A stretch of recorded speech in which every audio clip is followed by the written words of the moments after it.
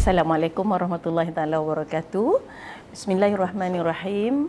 Alhamdulillahirabbil alamin wassalatu wassalamu ala asyrafil anbiya'i wal mursalin wa ala alihi wa sahbihi ajma'in. Alhamdulillah, setinggi-tinggi kesyukuran kehadrat Allah Subhanahu Wa Taala kerana pada pagi ini kita dapat bersama-sama dengan Tuan Syekh Iqmal Afif bin Azmi, iaitu pegawai agama daerah Pokok Sena. Ya, beliau merupakan seorang yang sangat pintar dalam mengupas sesuatu isu-isu keagamaan, ya, dan membuatkan saya begitu menghormati beliau. Dan pada pagi ini kita rasa bersyukur kerana dapat bersama-sama untuk mengupas isu ataupun tajuk berkenaan dengan yang kita masih hangat sekarang ni, ya, iaitu Isra' Mi'raj. Jadi kita tidak mahu ketinggalan lah untuk mengungkap kembali sejarah di sebalik peristiwa Isra' dan Mi'raj ini, kerana peristiwa Isra' dan Mi'raj ini merupakan satu peristiwa yang sangat penting kepada umat Islam. Jadi terlebih dahulu saya mengalu-alukan, ya, juga kehadiran penonton di studio dan yang arif, ya, sebenarnya Syekh Iqmal. Dan pada pagi ini saya harap kita dapat berkongsi, ya, untuk menyegarkan semula peristiwa Isra' Mi'raj ni agar menjadi satu kita panggil hikmah, ya, dalam kita sebagai ibu-ibu ni untuk menerangkan pula kepada anak-anak, dan seperti saya dah ada cucu, mungkin menerangkan pula kepada cucu-cucu saya, sebab tiada harta yang kita boleh wariskan kepada anak cucu kecuali ajaran agama yang diwariskan oleh para nabi. Dan tanpa melengkahkan masa, saya fikir saya pulangkan kepada yang arif ataupun al-fadil Tuan Syekh Muhammad Iqmal untuk menerangkan apakah, ya, Isra' Mi'raj yang merupakan suatu perjalanan agung yang dirasai oleh baginda Nabi Muhammad sallallahu alaihi wasallam. Dan perjalanan itu dikatakan suatu yang sangat special dalam tempoh yang singkat. Itu yang kita nak dengar sangat tu, Tuan Syekh. Sekian. Bismillahirrahmanirrahim. Assalamualaikum warahmatullahi taala wabarakatuh. Alhamdulillahi wahdah.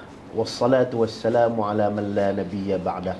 Wa ala alihi wa sahbihi wa man nasarahu wa wala. Wa ba'd. Terima kasih pada bahagian Datin moderator, Datin Hajah Suryati binti Sabar. Seterusnya sidang penonton di studio dan sidang penonton melalui siaran media Majlis Bandaraya Al-Ustaz yang dimuliakan oleh Allah Subhanahu Wa Taala. Alhamdulillah, kita bersyukur pada majlis ilmu kita pada hari ini, bicara ad-din. Kita akan mengupas satu tajuk yang penting, yang besar sebenarnya dalam sejarah Islam, iaitulah peristiwa Al-Isra' wal Mi'raj. Mungkin kita pernah mendengar istilah ini sejak dahulu kala. Tapi istilah ini istilah yang tidak sinonim dengan bahasa Melayu. Ia adalah istilah dalam bahasa Arab, kerana dipetik dalam Al-Quran dan juga hadis Nabi SAW kalimah Isra' dan Mi'raj ini, di mana Al-Isra' sebagaimana yang termaktub dalam Al-Quran adanya surah Al-Isra'. Kemudian Mi'raj disebut dalam hadis riwayat Muslim. Mana daripada dua kombinasi ini, maka kita menamakan peristiwa agung ini sebagai peristiwa Al-Isra' wal Mi'raj. Ia satu perjalanan dalam satu malam, tetapi ada dua situasi yang berbeza. Situasi pertama iaitu perjalanan malam daripada destinasi A ke destinasi B, iaitu destinasi yang tidak lama lagi akan menjadi tumpuan umat Islam seluruh dunia, iaitu Makkah Al-Mukarramah di musim haji, dan ke destinasi B, ke tempat yang sedang menjadi tumpuan dunia, iaitu di bumi Palestin, di bumi Baitul Maqdis, Masjidil Aqsa. Ini dirakamkan oleh Allah Ta'ala dalam suratul Isra' ayat yang pertama lagi. A'udzu billahi minasyaitonir rajim. Bismillahirrahmanirrahim. Subhanalladzi asra bi'abdihi lailan minal masjidil haram ilal masjidil aqsa alladzi barakna hawlahu linuriyahu min ayatina innahu huwas samiul basir.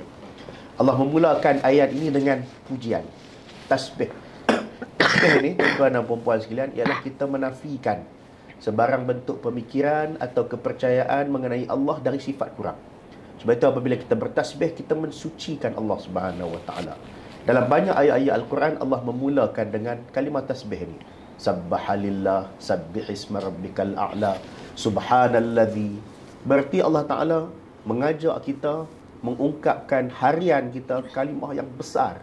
Kalimah tasbih yang hari ini orang antara sedar ataupun tidak, kalimah tasbih ini. Jadi ayat ini Allah memulakan dengan mensucikan dirinya dan menyatakan kebesaran dan keagungannya, dan dengan itu ia memperjalankan hambanya.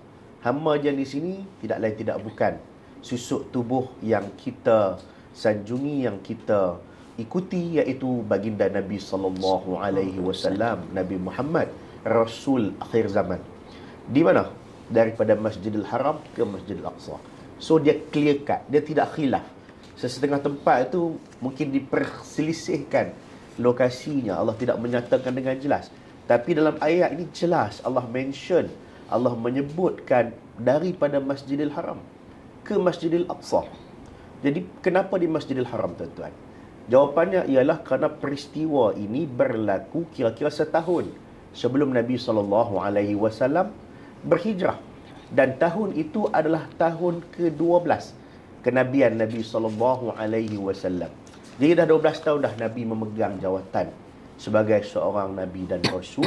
Dan pada ketika itu, tahun yang ke-12, oleh kerana dikatakan berlaku peristiwa yang menghimpit dada Nabi SAW, maka Allah Ta'ala anugerahkan kisah ini.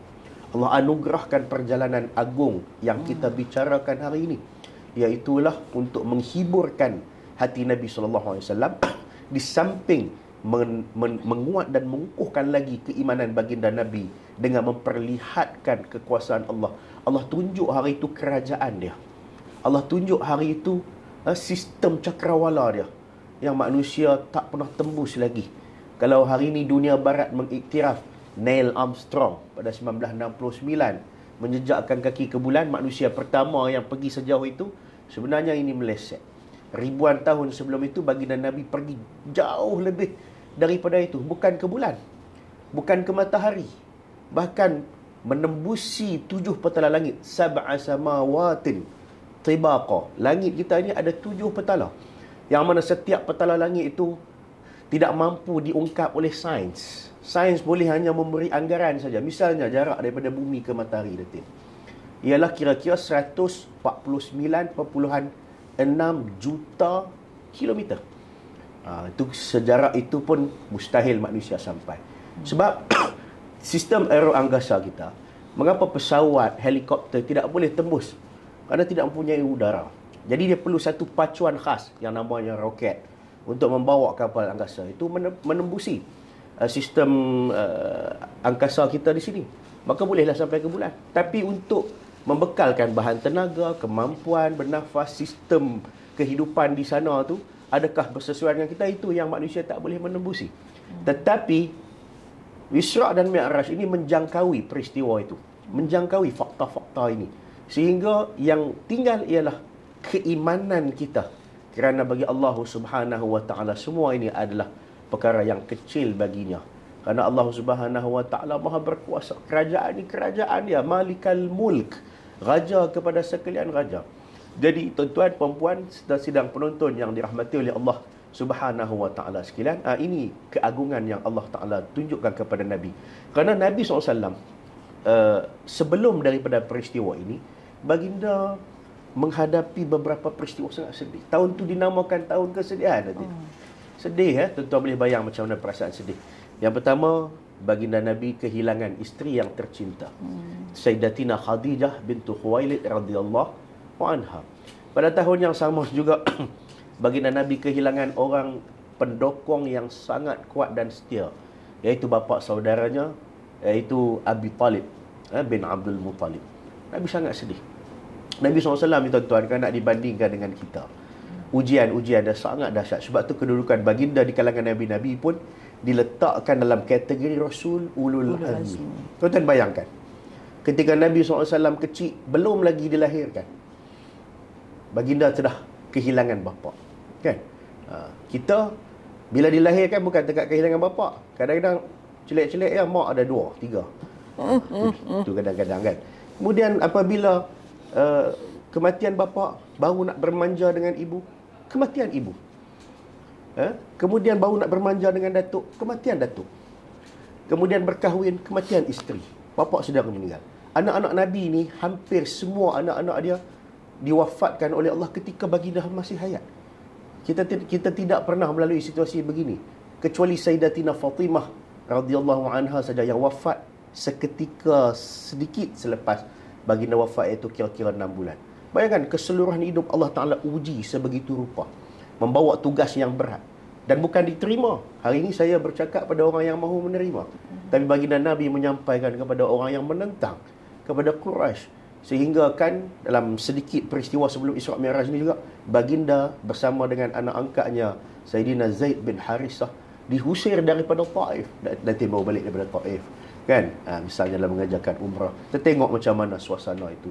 Ketika itu, bumi yang Taif yang Nabi pernah menjijakkan kakinya itu diusir, dan darah Nabi pernah terpancur di bumi itu kerana luka disakiti oleh kaum musyrikin Mekah yang pada ketika itu masih belum beriman kepada Rasulullah sallallahu alaihi wasallam. Sedih tidak terhingga tuan-tuan, puan-puan sekalian, sehingga Allah Taala Maha mengetahui apa yang terkandung dalam isi hati kekasihnya, maka Allah Taala telah menetapkan dengan ilmunya satu perjalanan agung yang hari ini kita bukan saja mengkagumi, tapi kita mengimani akan peristiwa ini yang namanya Isra' dan Mi'raj. Tuan-tuan, perempuan yang dirahmati oleh Allah, bukan dekat perjalanan yang Allah Ta'ala beri kepada Nabi itu, jauh.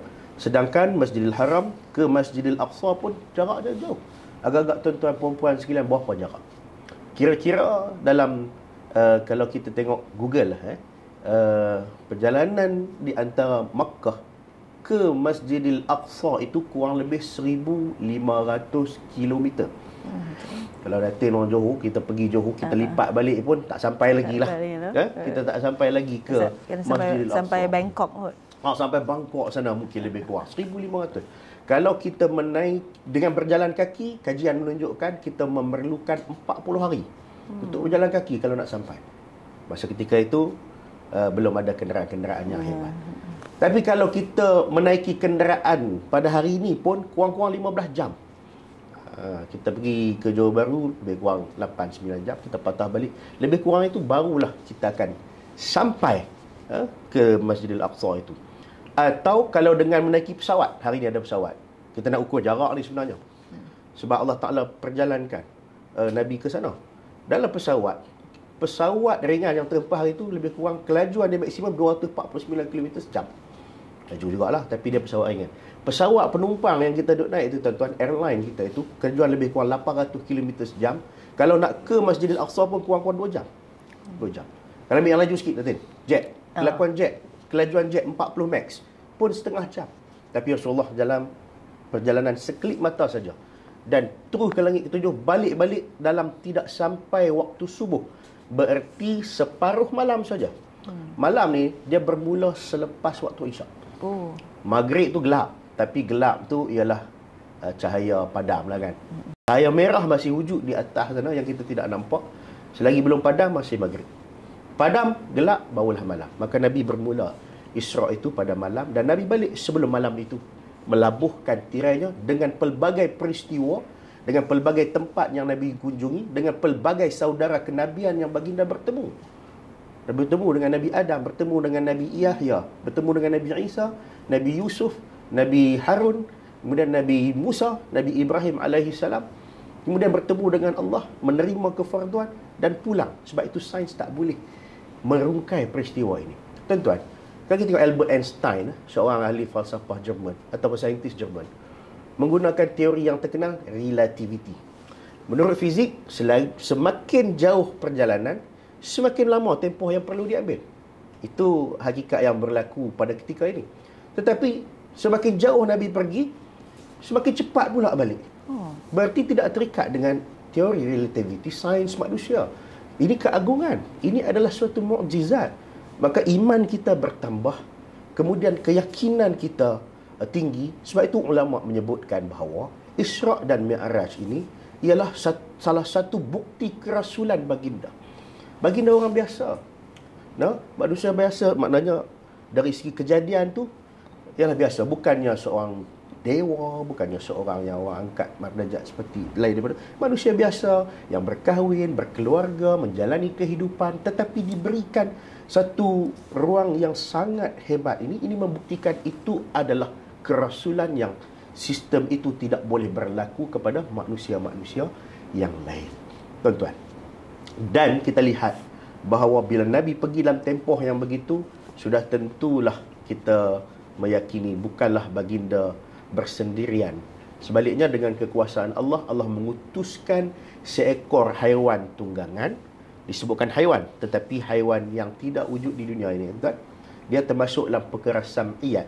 Sam'iyat ni dalam akidah ialah perkara yang hanya kita dengar. Dengar di mana?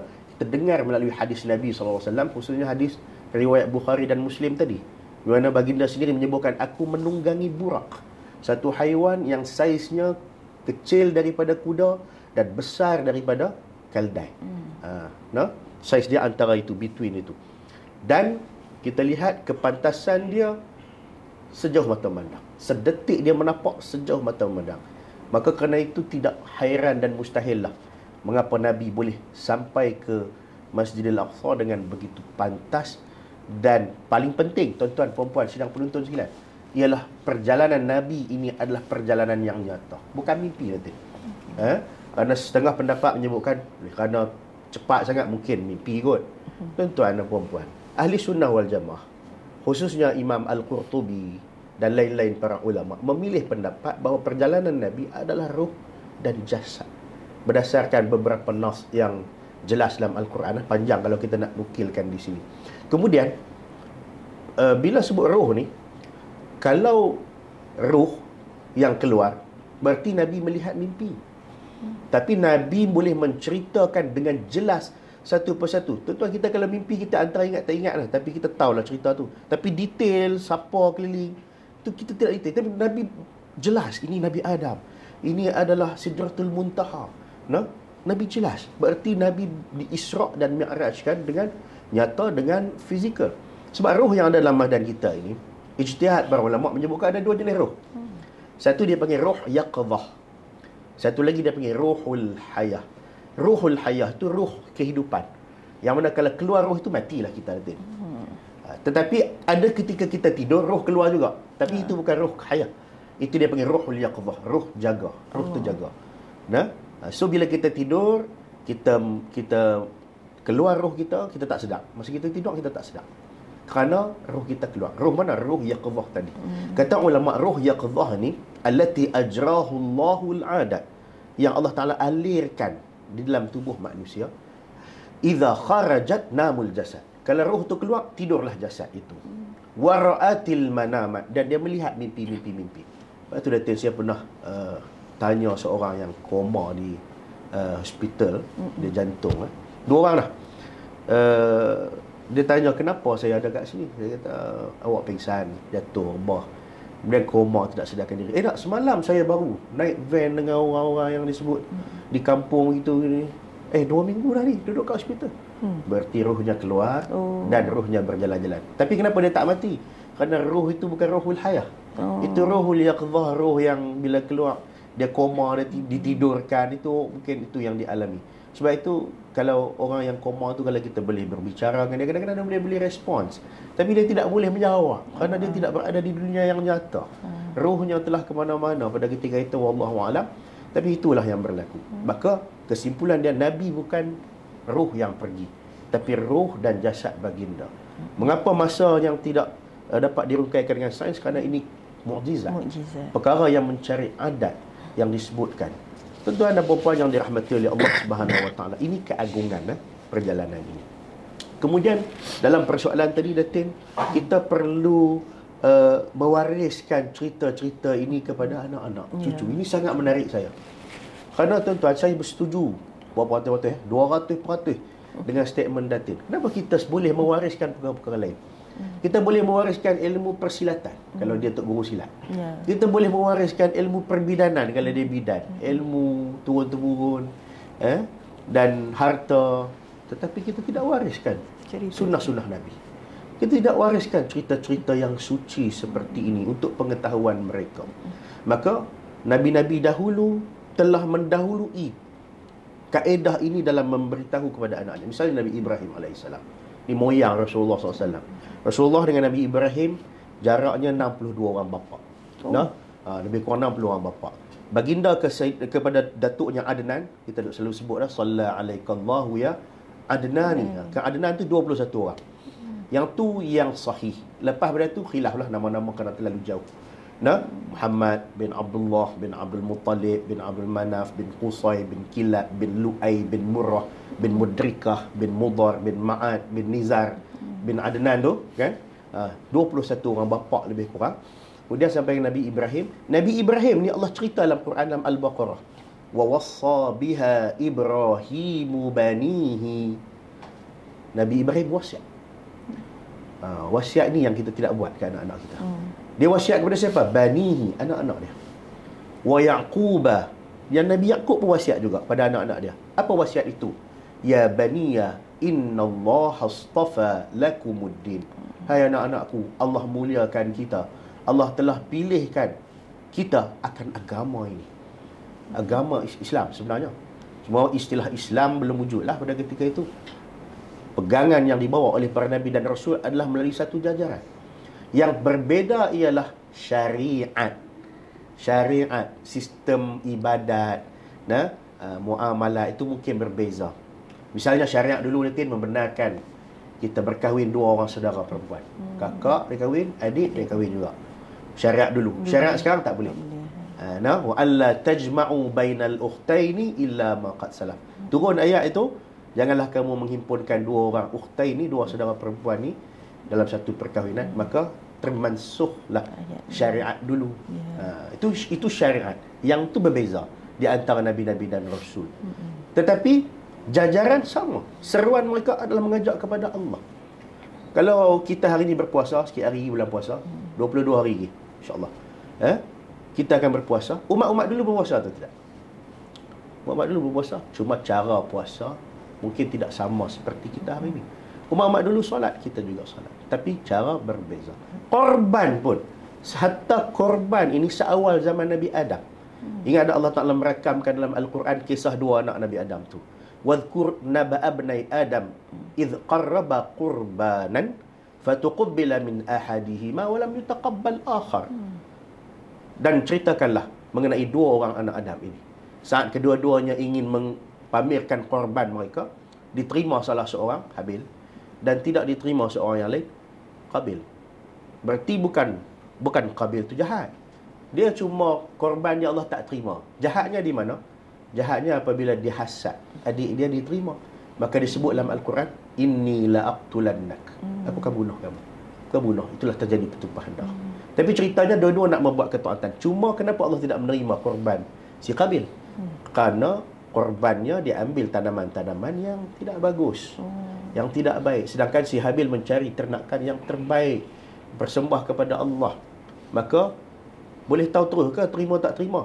Dalam tafsir Al-Wasit menyebutkan, Wahbah Al-Zuhaili rahimahullah ketika menafsirkan ayat ini menyebutkan saat itu syariat agama, apabila Allah Ta'ala menerima sesuatu korban yang dipersembahkan, turun api dari langit, memakan korban itu, menandakan penerimaan Allah Subhanahu Wa Ta'ala terhadap amalan hambanya tadi. Kemudian zaman Nabi Musa ada korban. Cuma korban zaman Nabi Musa disembelihnya separuh, dilepas separuh. Korban juga. Kalau kita hari ni sembelih semua, kan? Itu perbezaan syariat. Tetapi manhaj, metodologi, seruan daripada Nabi Adam sampai sekarang adalah sama. Seruannya ialah an ya'budullah. Ma lakum min ilahin ghairullah. Min ghairi. La ma min ilahin ghairuh. Ya qaum, sembahlah Allah, tak ada Tuhan selain daripada Dia. Itu seruan daripada dulu sampailah sekarang. Jadi wariskan kisah-kisah ini kepada anak-anak kita, tuan-tuan.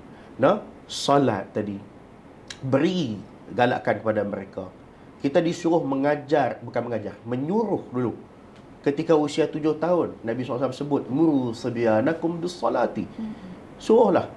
Kita, kebanyakan kita lah, menyerahkan kepada pihak institusi pendidikan. Jadi pihak Islam boleh memberi pendidikan saja. Sebab tu kadang-kadang di sekolah mereka belajar, di rumah dia orang tak buat. Kerana solat itu memerlukan suruhan. Lagi-lagi pula di sekolah, guru memberi ilmu tentang solat bukan waktu solat. Nak suruh macam mana? Jadi dia orang hanya memberi ilmu. Balik di rumah waktu solat, kita yang kena menyuruh. Tapi kebanyakan ibu bapa mungkin tidak menyuruh. Maka anak-anak kita berat meninggalkan solat. Wariskan kisah bagaimana Nabi melihat ada satu kaum yang menghantuk kepala di batu pecah. Sehingga Nabi tanya kepada Jibril, Man haula ya Jibril? Siapa tu? Maka Jibril jawab, haula illadzina tathaqaluna ru'usahum anis salawatil maktubah. Itulah kaum yang dulu ini berat kepala untuk sujud kepada Allah Subhanahu wa taala. Ceritakan kepada mereka. Dan tuan-tuan perempuan, jangan lupa, di akhir zaman ini dosa besar yang paling banyak orang buat agak-agak apa? Sidang penonton sekalian. Zina. Berjudi ada juga. Tetapi meninggalkan solat lah. Kerana berzina, bukan semua orang berzina, bukan semua orang berjudi. Ada kaki-kaki dia saja. Tapi meninggalkan solat, semua lapisan peringkat ada. Ada lelaki, ada wanita, ada tua, ada muda, ada orang belajar agama apa ada. Yang tak belajar agama lagi lah. Kan? Kaya, miskin, semua terlibat dalam meninggalkan solat pada hari ini. Tengok terlepas, tengok miss, tengok tak buat. Maka oleh kerana itu, marilah kita bertakwa kepada Allah. Kita menjaga solat kita. Pastikan generasi kita juga bersolat. Nabi Ibrahim alaihissalam pernah berdoa yang telah diriwayatkan bahawa baginda berdoa dengan Rabbi ja'alni muqimas salati wa min dhurriyyati Rabbana wa taqabbal doa. Ya Tuhanku, jadikanlah aku dan zuriat aku mendirikan solat. Ini bukti bahawa zaman Nabi Ibrahim lagi telah ada amalan solat. Jadi saya ingat untuk pusingan ni, muqaddimah penceritaan Al-Isra' wal Mi'raj ini, mungkin sekadar itu dulu. Mungkin kita jumpa pada pusingan seterusnya nanti. Baik. Seterusnya Syekh, saya berterima kasih kerana kupasan yang begitu detail ya, berkenaan dengan ialah peristiwa Rasulullah bersedih kemudian dihiburkan dengan perjalanan. Macam kita selalulah kan. Anak-anak dah habis sekolah, kita bawa berjalan. Seronok. Healing, dapat tengok healing, dapat tengok macam-macam kan.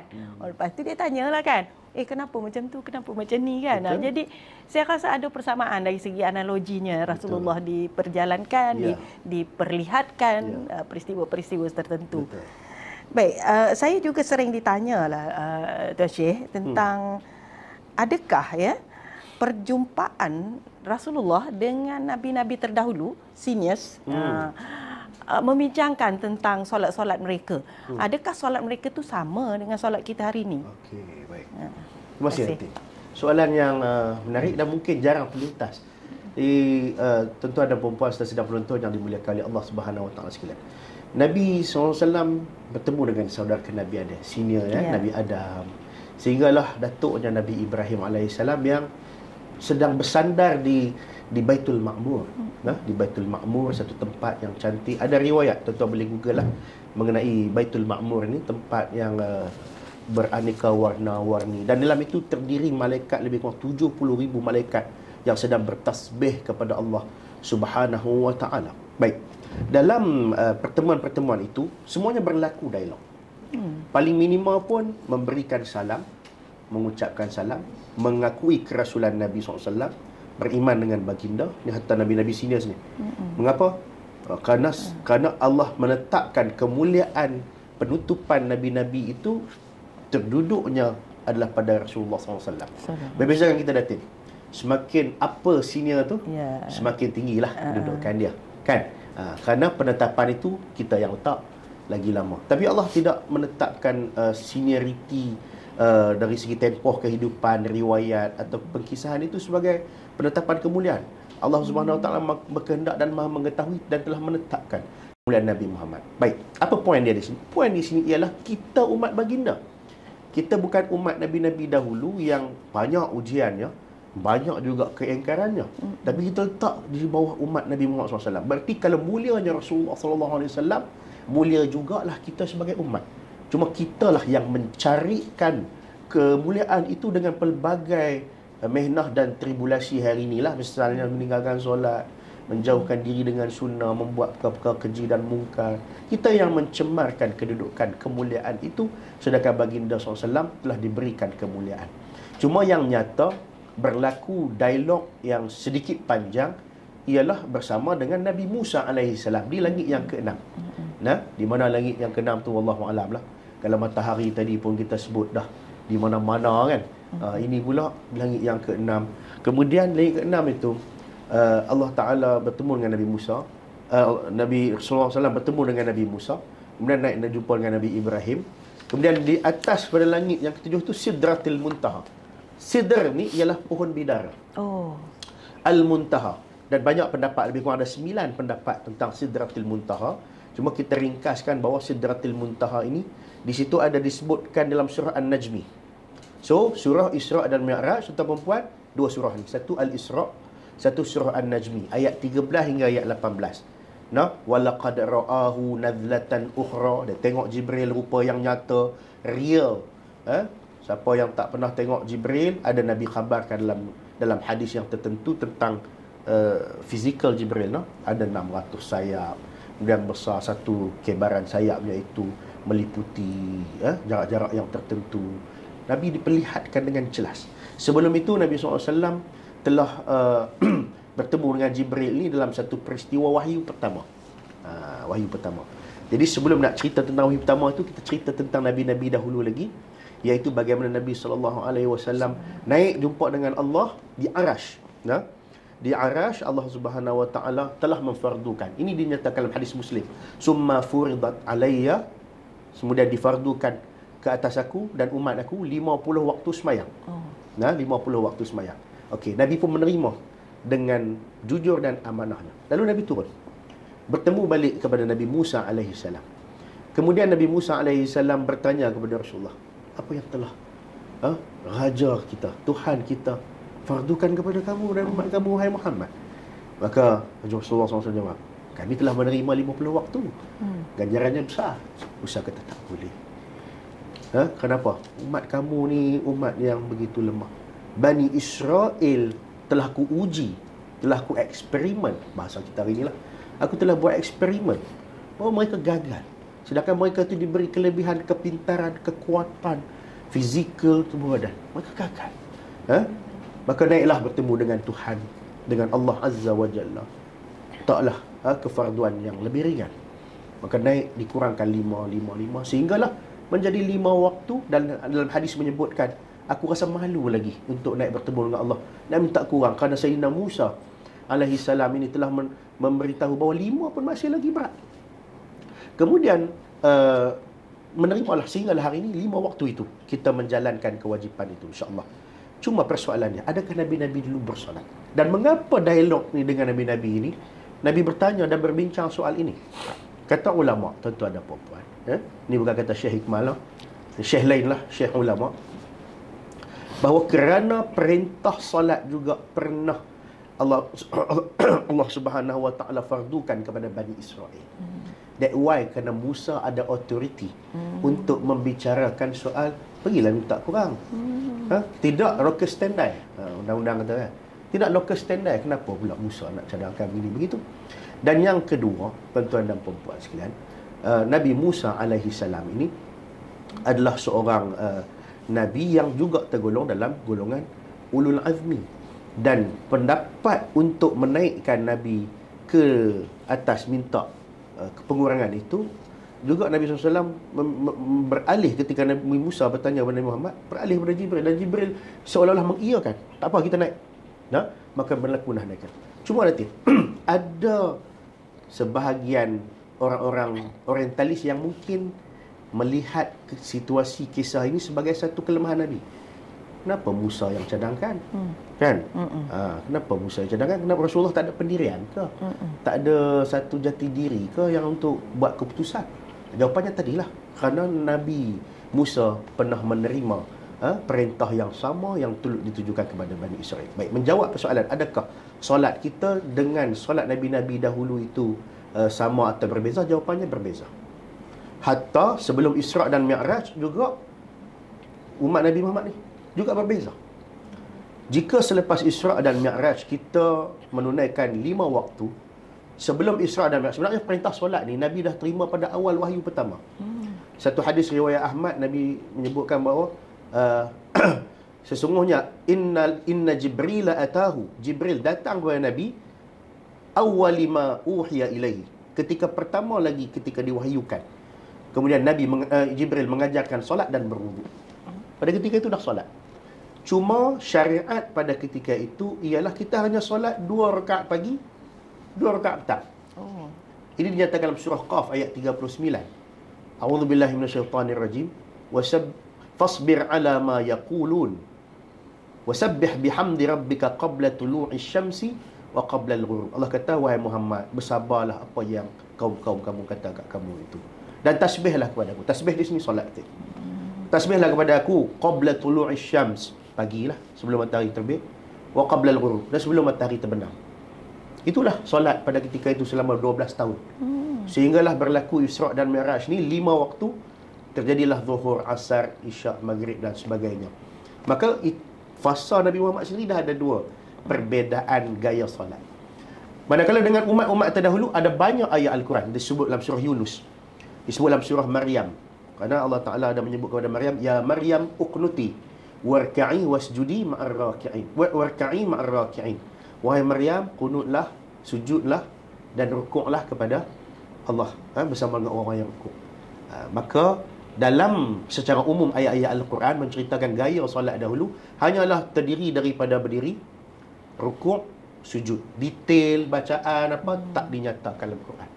Poinnya solat itu ada dan bentuknya hampir, iaitu rukuk, sujud. Kita pun berrukuk, bersujud, cuma kaedah gaya itu Allahu alam. Misalnya ada satu riwayat juga, ketika permulaan solat sebelum Nabi Isra' dan Mi'raj ini, rukuk kita bukan seperti rukuk sekarang. Rukuk letak tangan di lutut. Dulu ni kita kacik tangan begini, dan kita rukuk. Tapi keadaannya rukuk juga. Itu pada awal permulaan perintah solat. Kemudian sehingga sekarang kita bersolat, kita berrukuk. Maka point of view dia ialah solat itu telah ada sejak zaman dulu. Sebelum sebelum ketika Sayyidatina Maryam, Nabi Allah Zakaria. Bagaimana Allah Taala cerita dalam Al-Quran, ketika mana dia bertemu dengan Nabi Zakaria di mihrab, wa huwa qa'imun yusalli. Nabi Zakaria sedang berdiri solat fil mihrab. Kemudian innallaha yubashshiruka bi Yahya. Baru malaikat bagi wahyu bahawa Allah telah membawa berita gembira kepada kamu, wahai Zakaria. Apanya? Sesungguhnya engkau akan dapat Yahya. Dapat anak. Sebelum tu Nabi Zakaria tidak mempunyai zuriat. Doa Nabi Zakaria ialah Rabbi habli min ladunka dzurriyyatan thayyibah. Ya Allah, berilah kepada aku zuriat yang baik. Tuan-tuan, puan-puan sedang menonton, kalau dalam usaha nak minta zuriat kepada Allah, gunakan doa Nabi Allah Zakaria ini. Guna doa Nabi Allah Zakaria, Rabbi habli, ya Allah, kurniakan kepada aku min ladunka dzurriyyatan, zuriat yang baik. Siapa yang dah dapat anak pun doa juga, sebab nak minta anak yang baik. Takut anak yang keluar tu anak yang mungkin tidak baik, na'udzubillah. Minta zuriyah yang thayyibah, zuriat yang baik. Satu lagi, kalau kita inginkan zuriat, dalam usaha pencarian zuriat, banyakkan istighfar. Allah Ta'ala firman Al-Quran, wa qul a'udzubillahi minasyaitonirrajim, faqultu astaghfiru rabbakum innahu kana ghaffara yursilis samaa 'alaikum midrara wa yumdidkum bi amwalin wa banin. Beristighfarlah kepada aku, nescaya aku akan kirimkan hujan daripada langit, al-kemarau, istighfar. Dan aku akan menambahkan rezeki bi amwalin wa yumdidkum bi amwalin wa banin, dan juga anak-anak pinak. Maka dengan istighfar juga mungkin. Ni selinganlah je.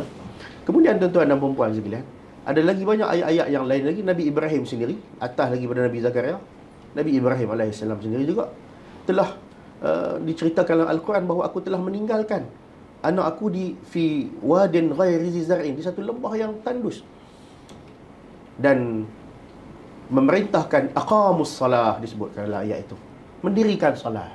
Berarti salat itu berlaku pengulangan dalam berbagai generasi kenabian sehinggalah ke zaman Nabi SAW. Berarti daripada awal kehidupan manusia, Allah telah menfardukan kepada kita menyembah dia dalam bentuk peribadatan syariat ni. Cuma sehinggalah ke hari ini solat ini menjadi istimewa kerana jumlahnya 5 waktu, pahalanya 50 waktu nanti. Baik, sebagai pengakhiran untuk solat ni, untuk sesi ini, tuan-tuan, tak lama lagi kita akan menerima tetamu Ramadan. Banyak amal soleh, amal sunat-sunat yang kita akan buat. Kita gembira. Tapi jangan lupa, sebanyak manapun fadilat sunat itu, tak boleh menyaingi mana-mana amalan fardu. Amalan fardu kita tu sangat besar. No? Solat. Jangan rasa kecil. Kadang-kadang kita teruja buat solat tarawih. Kita tak teruja sembahyang fardu. Itu satu kesalahfahaman. Sebenarnya solat fardu kita itu sangat besar. Tunaikanlah dengan penuh ketekunan, dengan iltizam, dengan menghadirkan hati, dengan membesarkan Allah. Cuba kita muhasabah, adakah selama ini kita solat benar-benar kita membesarkan Allah? Atau kita membesarkan siapa? Atau hati kita ke mana? Maka oleh kerana itu, kita datangkan balik rasa besar Allah seawal takbir lagi, takbiratul ihram lagi. Maknanya adalah membesarkan Allah, iaitu Allahu Akbar. Maka sangat rugi kalau sehingga kita memberi salam tiada langsung bibit-bibit perasaan kebesaran Allah Subhanahu wa ta'ala dalam diri kita. Maka di mana-mana pun dalam solat kita membesarkan Allah. Di luarkan juga membesarkan Allah Subhanahu wa ta'ala. Saya mengajak kita semua, tuan-tuan, bagaimana membesarkan Allah? Kita bertasbih, kita bertahmid, kita bertakbir, kita berzikir pagi dan petang. Hidup kita ini selain pada makan dan minum dengan makanan-makanan yang lazat, makanlah juga dengan makanan-makanan rohani, seperti zikrullah setiap hari, tuan-tuan dan puan-puan, supaya tubuh kita benar-benar sihat dan hati kita juga benar-benar sihat. Dan perkaitan hati dalam Isra' dan Mi'raj ini juga ada, iaitu satu kisah yang signifikan bagaimana Nabi sebelum perjalanan menemui Allah, Nabi melalui peristiwa pembelahan dada. Membelah dada menyucikan. Bahkan sebelum-sebelum itu beberapa kali Nabi telah dibedah dadanya oleh malaikat Jibril, mensucikan hatinya. Berarti ketika Nabi nak bertemu dengan Allah, disucikan dahulu hatinya. Begitulah kita dalam kehidupan kita, dalam kerangka membesarkan Allah, menghambakan diri kepada Allah, dalam urusan seharian kita, hati kita juga perlu melakukan penyucian jiwa kita. Maka hati yang tidak dibersihkan boleh mempunyai penyakit-penyakit. Penyakit-penyakit hati secara ringkasnya ialah sifat-sifat mazmumah, hasad, dengki dan sebagainya. Maka sucikanlah dengan beberapa perkara, sebagaimana pendapat Ibrahim Al-Khawwas mengatakan bahawa ubat bagi hati itu ada beberapa perkara. Yang pertama sekali ialah tilawatil Quran. Bacalah Quran dan menekuni makna dia. Selalunya kita baca saja, kita tidak menekuni makna, sehingga kita tak faham penceritaan, tak faham apa permintaan, apa larangan yang terkandung, apa suruhan dalamnya. Yang kedua, ubat hati ialah perut kosong. Perut kosong ni mana puasa nanti. Puasa. Yang ketiga, kita bangun di sepertiga malam. Bila kita bangun di sepertiga malam tu, ada hadis menyebutkan bahawa Allah Ta'ala turun ke langit dunia pada sepertiga malam. Turun bagaimana Allah Alam. Tetapi Allah Ta'ala turun tu berarti Allah ingin mendengar munajat dan permintaan hamba-hamba dia kepada dia. Dan pada masa yang sama, hadis itu juga menggambarkan bahawa galakkan supaya kita bangun di tengah malam. Kemudian ubat bagi hati juga ialah dengan kita berdamping dengan orang-orang yang saleh. Kata ulama, kalau kita nak perbaiki akhlak, berkawan dengan orang yang baik, maka akhlak kita juga akan menjadi orang yang baik. Kemudian duduk dalam majlis ilmu, dengan tercabutnya kejahilan dimasukkan ilmu, tercabut jugalah segala hasad, kerana hasad itu dengan jahil adalah kulit dan bawang. Kulit dan bawang. Jadi itulah antara perkara yang mungkin kita boleh kaitkan dengan soalan pada pusingan ini. Wallahualam. Terima kasih Tuan Syekh. Banyak rahsia yang berkenaan dengan solat ni, kalau kita betul-betul jaga, insya-Allah sebenarnya dia menjadi ubat yang sangat mustajab kepada kita punya penyakit-penyakit jiwa penyakit masuk fizikal juga. Sebab dia punya pergerakan tu ada rahsia-rahsianya kan. Macam kalau kita di Masjidil Haram saya perasan imam akan berdiri lama semasa iktidal. Kadang-kadang kenapa lama sangat ni, apa bacanya kan. Saya pun agaknya mungkin sebabkan dirikanlah solat di situ, mungkin pasaknya kot supaya kita khusyuk betul-betul lah, walaupun kita tak baca apa-apa tapi kita tumpu perhatian kepada penyembahan kepada Yang Maha Kuasa tu. Iktidal tu Datin, kita berdiri pada iktidal tu namanya tamakninah. Tamakninah ni tenang. Jadi sebab itu dia ambil macam senang diri ketika kita berkawat tu, berdiri lama, kerana saat itu kita tenang. Dan satu kajian Universiti Melaya, Fakulti Bioteknologi Perubatan mengkaji dengan meter-meter pada satu gerakan orang yang bersolat. Kedudukan yang paling tenang meter bacaan kejuruteraan perubatan itu ialah ketika tamakninah. Cantiknya sebelum kajian ini dibuat, Allah telah menamakan gerakan itu sebagai tamakninah. Mutmainnah, tenang kan. Sebab itu dalam solat kita kena khusyuk. Khusyuk ni dua. Khusyuk anggota, khusyuk hati. Kita selalu khusyuk anggota, hati tak khusyuk. Bila hati kita khusyuk, kita akan lahir ketenangan itu. Dan apabila kita sihat fizikal tadi dengan solat, bukan saja kerana pergerakan, tapi bila kepala psikologi tenang, sihatlah penyakit itu. Penyakit itu akan berkembang-kembang apabila kita resah, bila kita murung, bila kita ada anxiety disorder, bila kita ada obsessive compulsory disorder, kan? Was-was sana sini. Jadi bila kita tenang, maka sembuh kita. Dan kajian di Indonesia seorang profesor Fakulti Perubatan terhadap solat tahajud malam merawat kanser payudara. Kerana orang tu tenang, dia ni bila dia tenang, hati dia tenang, menjalankan rawatan gitu gini, akhirnya sembuh dengan izin Allah Subhanahu Wa Taala. Itu sedikit daripada cebisan faedah solat yang kita tak boleh rungkai pun besarnya, sehingga bawa kita ke syurga punya besar. Solat ini kan bukan sekadar untuk kita nak fikir, untuk kita nak sihat di dunia, tenang saja, tapi sehingga kita di syurga. Dan apa ada di syurga tu? Allah selalu sebutkan syurga, siapa dapat syurga, zalikal fawzul azim. Itulah kejayaan paling besar. Kalau tanya kejayaan apa yang kamu nak capai, dapat kedudukan tinggi, itu salah satu saja. Tapi yang paling besar jawapannya ialah syurga. Dan solat itu adalah anak kunci syurga. Miftahul salah, miftahul jannah, salawatul khams. Anak kunci syurga adalah sembahyang. Ya.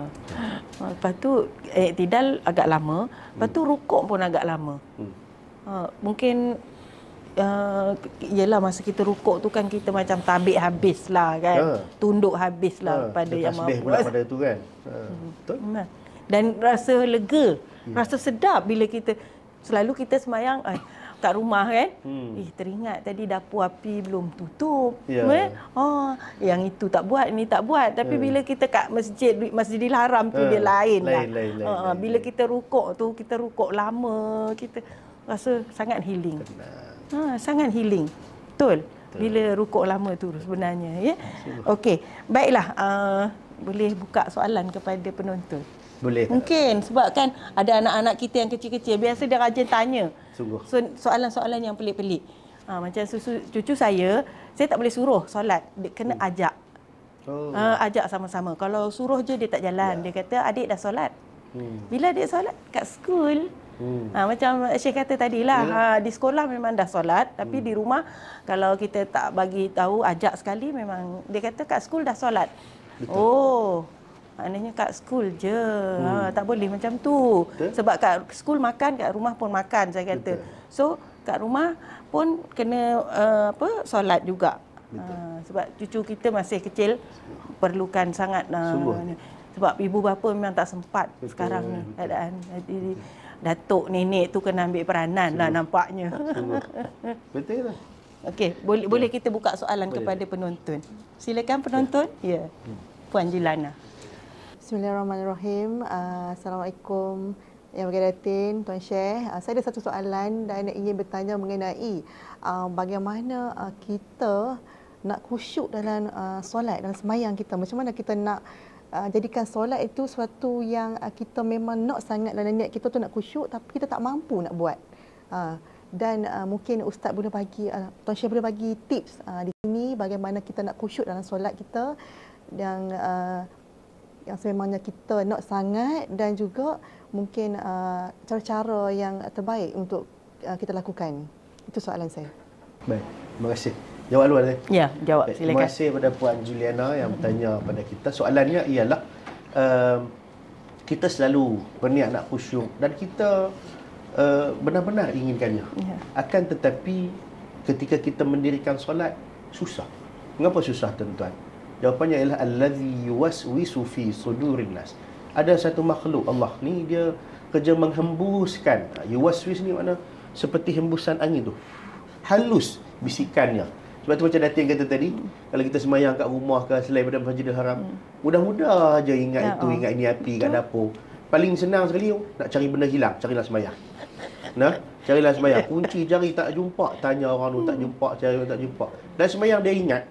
Syaitan tolong bagi tahu ni, letakkan sini kot. Dia siap anggur lagi. Dia siap anggur pula, mengiyakan yang syaitan tolong bagi tahu tu. Okey, pada satu sudut kita rasa, bagusnya solat. Solat telah mengingatkan kita benda-benda yang kita cari tak jumpa. Pada satu sudut yang lain, sebenarnya kita lupa pada Allah.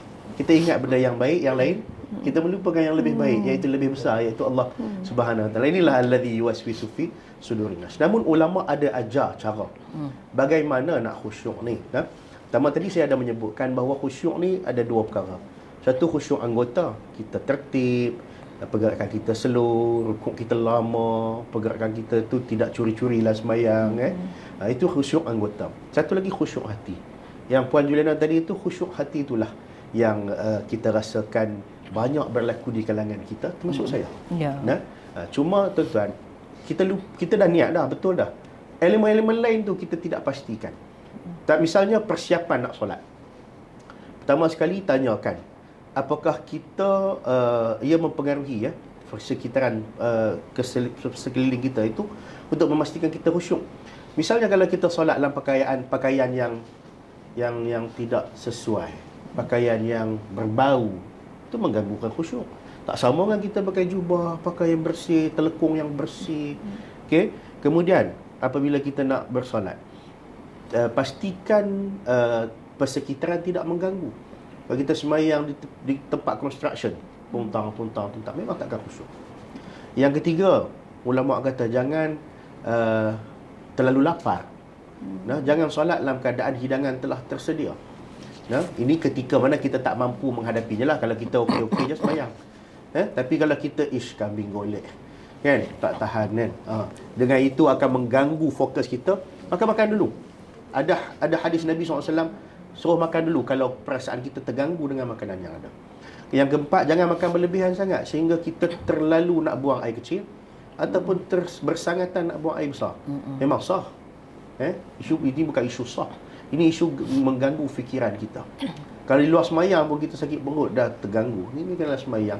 Berapa saat kita nak ingat kepada Allah, melainkan kita buat kur, kita nak menghabiskan dengan cepat solat itu, maka kekhusyukan tidak akan hadir.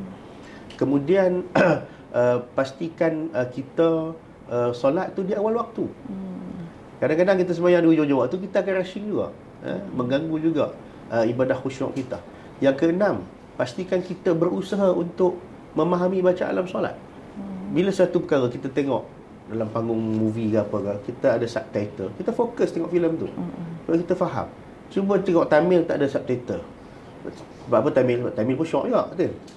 Boleh tahan juga cerita drama dia tu. Tetapi kita tak faham, kita bolehlah memahami jalan cerita, tapi dia tak sama dengan orang yang betul-betul memahami dialog itu.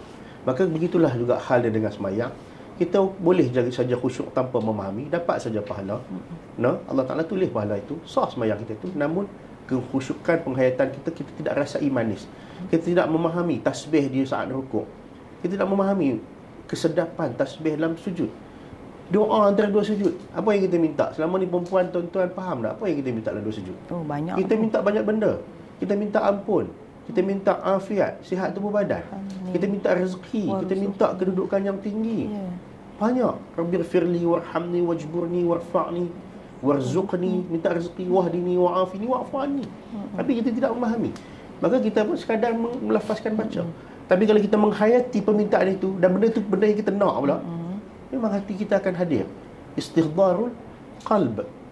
Kemudian pastikan kita menjauhi benda-benda makruh dalam sembahyang dan mengamalkan perkara-perkara yang sunnah dalam sembahyang. Dalam mazhab Syafi'i, meninggalkan yang sunat dalam sembahyang adalah makruh. Maka jangan kita ambil mudahlah benda-benda yang sunat. Minda kita benda yang sunat ni, buat dapat pahala, tak buat tak apa. Dia pegang tak apa tu, betul? Bila tak apa terus. Cuba buat, bila buat dapat pahala, pegang yang itu. Maka jangan kita abaikan.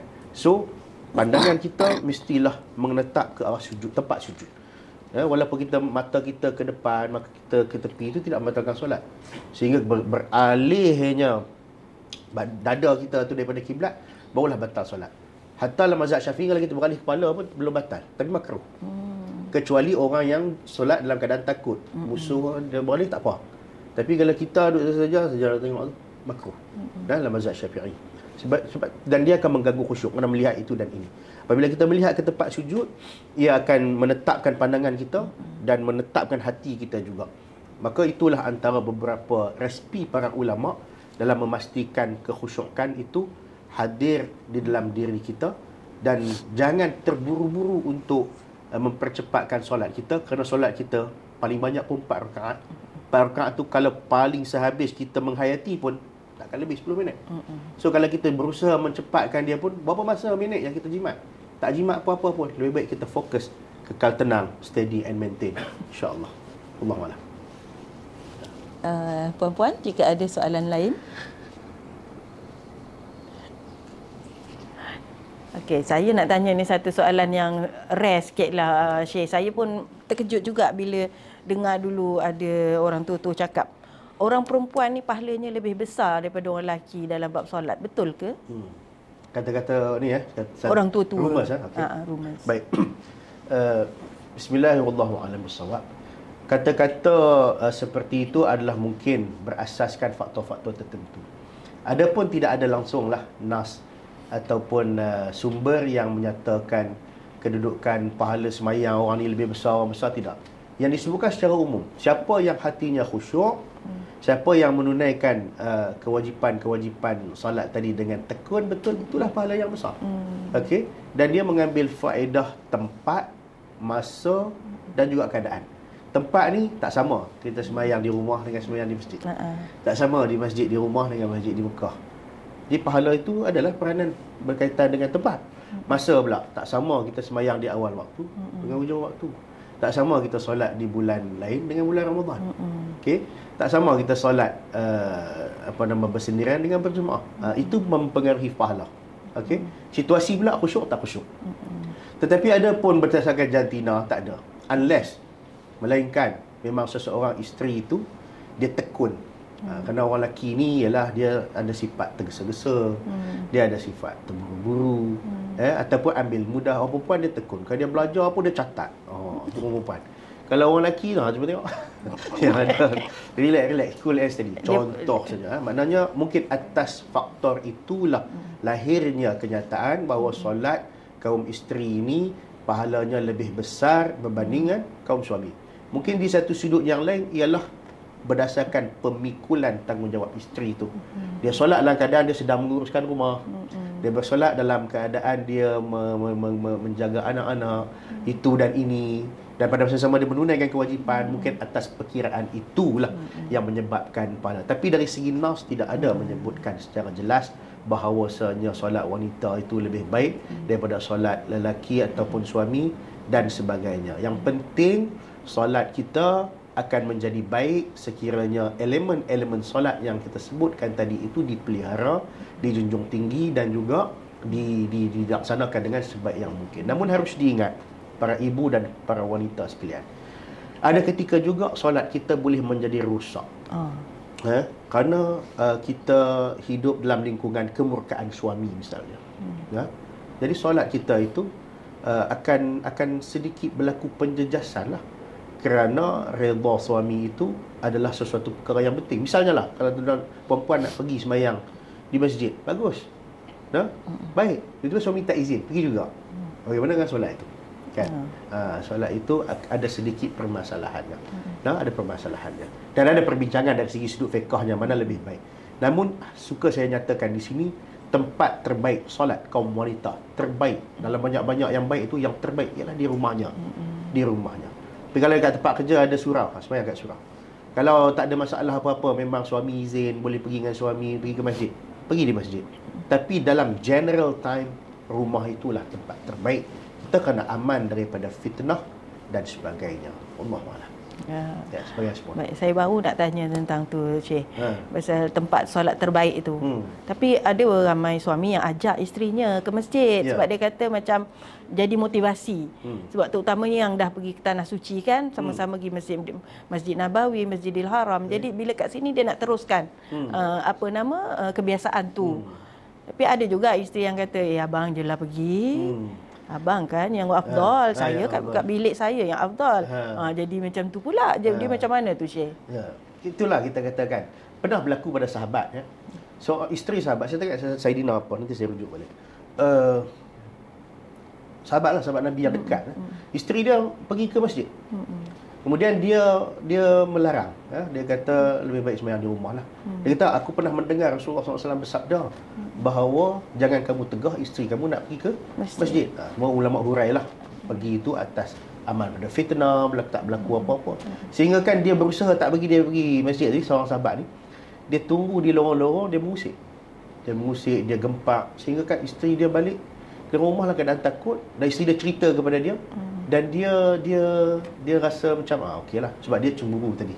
Ada sedikit perasaan cemburu, risau sekiranya isteri itu pergi masjid. Tapi oleh kerana isteri itu memberi alasan bahawa Rasulullah kata jangan melarang, maka oleh kerana itu dia tak larang sebenarnya, tapi dia buat psikologi lah, perang psikologi. Maka di sini menunjukkan bahawa ada ketika pergi ke masjid itu menjadi tuntutan. So kerana riwayat sahabat tadi, ada ketikanya kalau suami tidak izin dalam soal-soal yang tertentu kerana bimbang daripada fitnah dan sebagainya, maka kita wajib mematuhi kehendak suami itu sendiri dalam soal ini. Maka dalam kehidupan kita pula timbang taralah apa yang terbaiknya. Tapi sekiranya yang mengajak itu suami, kalau tadi isteri sahabat, suami tak bagi nak pergi juga, ini kan suami ajak, takkan tak mau ikut. Kan? Dia kuat. Baik. Sekianlah sahaja, ya, Syekh. Walaupun dalam tempoh yang seketika, tetapi saya percaya banyak manfaat kita peroleh daripada perbincangan sebentar tadi, ya. Benda-benda yang orang kata jarang-jarang kita dengar, tapi ada, ya, dibincangkan. Dan hari ini sudah terungkailah yang mana kita boleh amalkan dan yang mana kita tak perlu amalkan. Tapi bab solat ni kita kena beri perhatianlah, Syekh, sebab dia orang kata solat itu mencegah kepada kemungkaran. Yang lain tu mungkin lain, tapi solat ini tiang agama, dia boleh mencegah. Kalau betul-betul kita lakukan kerana Allah Subhanahu Wa Taala, memang kita boleh menghindari diri daripada melakukan perkara-perkara yang tidak baik dengan bersolat. Betul. Baik, sekiranya dah tak ada apa-apa soalan lagi, kita ada satu lagi soalan, ya, Doktor. Bismillahirrahmanirrahim. Assalamualaikum Ustaz dan juga Datin. Soalan daripada saya dan juga rakan-rakan. Kita ada membaca di dalam pembacaan ataupun di majlis ilmu ada menyatakan bahawa di dalam kita katakan kita tak mahulah kan, tapi kita dalam neraka ada golongan wanita yang paling ramai mendiami di dalam neraka, tetapi solatnya bagus. Jadi bagaimana Ustaz boleh, daripada pandangan Ustaz boleh terangkan, ya, bagaimana perkara ini dan juga apakah nasihat-nasihat Ustaz kepada sidang hadirin semua. Terima kasih. Terima kasih. Kita dalam neraka ni, pertama sekali neraka ni untuk orang yang jahat lah. Tapi ada ketika Allah Ta'ala memberitahu dalam neraka ada juga orang yang bersolat. Misalnya dalam firman Allah, fawailul lil musallin, celaka atau binasa lah orang yang semayang. Setengah terjemahan dia mengatakan neraka wail lah untuk orang-orang yang bersolat. Tapi yang bagaimana? Allazina hum an salatihim sahun. Dalam solat mereka itu solat yang bersifat lalai. Kata ulama dalam tafsir, lalai di sini iaitu haula illadzina yuakhirunaha an waqtiha. Lalai di sini bukan lalai yang hati ingat macam-macam tu. Yang tu tak apa. Lalai di sini yuakhirunaha, melewat-lewatkan sembahyang an waqtiha, daripada waktu sembahyang tu, sehingga masuk waktu lain ataupun CP-CP. Ni golongan sembahyang yang duduk dalam neraka. Satu lagi yang tak sembahyang langsung. Dalam surah Al-Muddassir, ma salakakum fi saqar. Allah berbicara dalam Al-Quran, apa yang menyebabkan kamu duduk neraka saqar ni? Qalu lam nakum minal musallin. Kami dulu tak sembahyang. Okey. Tapi tadi ada orang yang dalam solat dia baik, pahala dia baik dan sebagainya, tapi ada ketika-ketika Allah Ta'ala tahan. Misalnya kalau dia seorang yang suka berbuat zalim dalam hidup dia. Dalam satu riwayat hadis menyebutkan yang bermaksud, seorang Nabi tanya, atadruna manil muflis? Kamu tahu tak siapa orang yang muflis? Nabi tanya sahabat-sahabat. Maka sahabat-sahabat kata, tak tahulah. Allah dan Rasulnya lebih tahu. Maka Nabi kata, al-muflisu fina, orang yang muflis di kalangan kita ialah apabila di akhirat dia datang di hadapan Allah membawa pahala sembahyang, pahala zakat, pahala puasa, pahala-pahala kebajikan, namun dia ada melakukan kezaliman kepada saudaranya yang lain. Lawan kepada zalim ialah adil. Sepatutnya berlaku adil, tiba-tiba dia buat zalim kepada orang itu. Maka Allah Ta'ala mengambil pahala-pahalanya tadi, pahala solat tadi, apa semua tadi, diberi kepada orang yang dia buat zalim. Okey? Hapuslah dosa dia. Tiba-tiba kezalimannya itu masih belum habis, pahala dia dah habis dah. Maka Allah ambil pula dosa orang yang dia buat zalim tu, Allah letak kat dia. Pahala dah habis dah. Dosa orang pula kena tanggung. Nabi kata, inilah orang muflis. Jadi kita bimbang, pahala kita banyak, kemudian didak lagi, sehingga akhirnya kita tidak ada apa. Kita tak ada apa, mungkin asbab itu menyebabkan kita di dalam neraka. Yang kedua, kita menunaikan kewajipan yang lain. Tetapi macam tadilah, dengan suami dia problem, dengan mak dia ada problem. Dua golongan ni saya cukup takut. Problem seorang anak dengan mak. Yang kedua, problem seorang isteri dengan suami. Suami itu sangat besar kedudukan dalam Islam. Sehingga kan dalam satu riwayat Nabi kata, kalaulah ada suruhan manusia untuk sujud kepada manusia, nescaya aku akan perintahkan isteri sujud dekat suami. Menunjukkan besarnya kedudukan suami. Jadi banyak isteri baca Qurannya bagus, solatnya khusyuk, tapi dengan suami tak pernah dia jaga tempat tidur suami. Bertinggi suara dengan suami, kata macam-macam pula.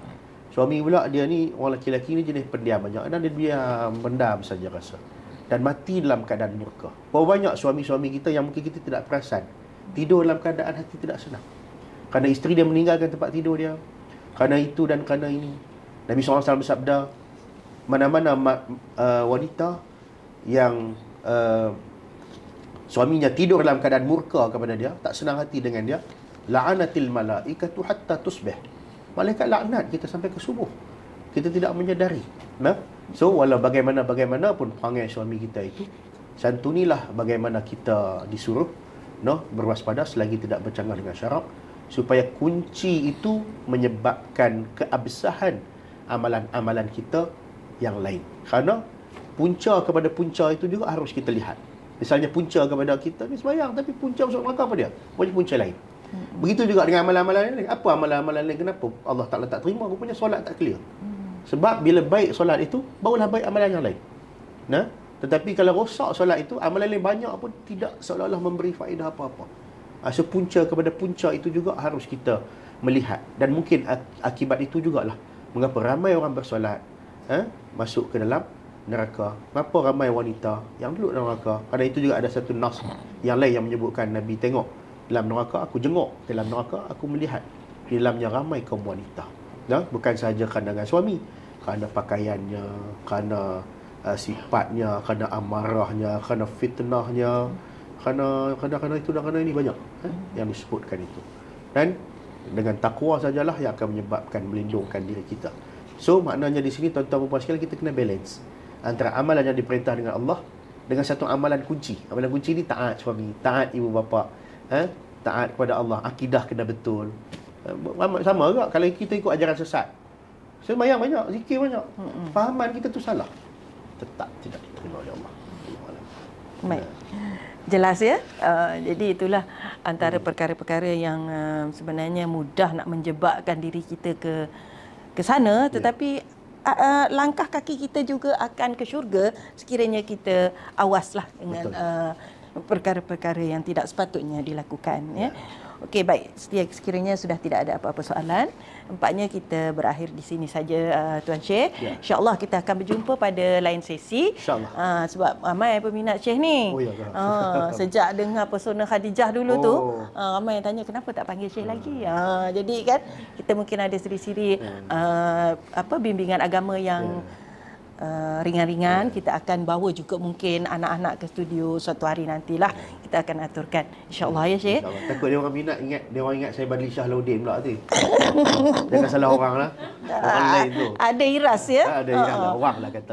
Yang itu memang salah satu daripada saya punya tontonan juga tu. Sebab dapat macam-macam, bukan ilmu agama saja. Dia macam ensiklopedia. Bab geografi ada, sejarah ada, kisah-kisah Jawa, Wali Songo bagai ya. Cakap betul lah. Saya kata anugerah Allah bagi pada Datuk ya. Baik, jadi untuk mengakhiri program ni, saya mintalah Syekh baca doa sikit boleh? Baik, insya-Allah. A'udzu billahi minasyaitonir rajim. Bismillahirrahmanirrahim. Alhamdulillahi rabbil alamin wassalatu wassalamu ala asyrafil anbiya wal mursalin wa ala alihi wa sahbihi ajma'in. Allahumma ighfir lana dzunubana wa liwalidayna warhamhum kama rabbawna shighara. Allahumma innaka 'afuwun tuhibbul 'afwa fa'fu 'anna. Allahumma inna nas'aluka al-huda wat-tuqa wal-'afaf wal-ghina. Allahumma inna nas'aluka 'ilman nafi'a wa rizqan thayyiba wa 'amalan mutaqabbala. Allahumma inna nas'aluka khaira hadzal yawm, fathahu wa nasrahu wa nurahu wa barakatahu wa huda. Wa na'udzu bika min syarrihi wa syarri ma fihi wa syarri ma qablahu wa syarri ma ba'dah. Allahumma ahsin 'aqibatana fil umuri kulliha wa ajirna min khizyi ad-dunya wa 'adzabil akhirah. Allahumma inna nastawdi'uka wa nastahfazuka dinana wa imanana wa anfusana wa amwalana wa ahlana wa kulla shay'in a'taytana. Allahumma jammilna bil 'afiyati was salamah wa haqqiqna bit taqwa wal istiqamah wa a'izna min mujibatin nadamah innaka 'ala kulli shay'in qadir. Allahumma inna nas'aluka fi'lal khairat wa tarkal munkarat wa hubbal masakin wa an taghfira lana wa tarhamna wa idza aradta bi'ibadika fitnatan faqbidna ghayra maftunin. Allahumma habib ilayna al-iman wa zayyinhu fi qulubina wa karrih ilayna al-kufra wal fusuqa wal isyan waj'alna min ar-rashidin. Rabbana hab lana min azwajina wa dhurriyyatina qurrata a'yun waj'alna lil muttaqina imama. Rabbi ij'alna muqimas salah wa min zurriyyatina Rabbana wa taqabbal du'a. Rabbana atina fid dunya hasanah wa fil akhirati hasanatan wa qina adzabannar. Wa sallallahu ala Muhammadin wa ala alihi wa sahbihi wa sallam. Walhamdulillahi rabbil alamin. Amin ya rabbal alamin. Taqabbalallahu minkum. Terima kasih Syekh dengan doanya yang begitu bermakna. Setiap perkara yang kita hajatkan tu semoga Allah makbulkan, ya, dan semoga majlis ini menjadi sebahagian daripada taman-taman di syurga kelak. Dan sebagai pengakhir bicara, saya mohon maaf kepada semua, kepada Syekh khususnya, sekira terdapat salah bicara di mana-mana, tersilap tutur dan kata. Saya akhiri dengan wabillahi taufiq wal hidayah. Wassalamualaikum warahmatullahi wabarakatuh. Waalaikumsalam.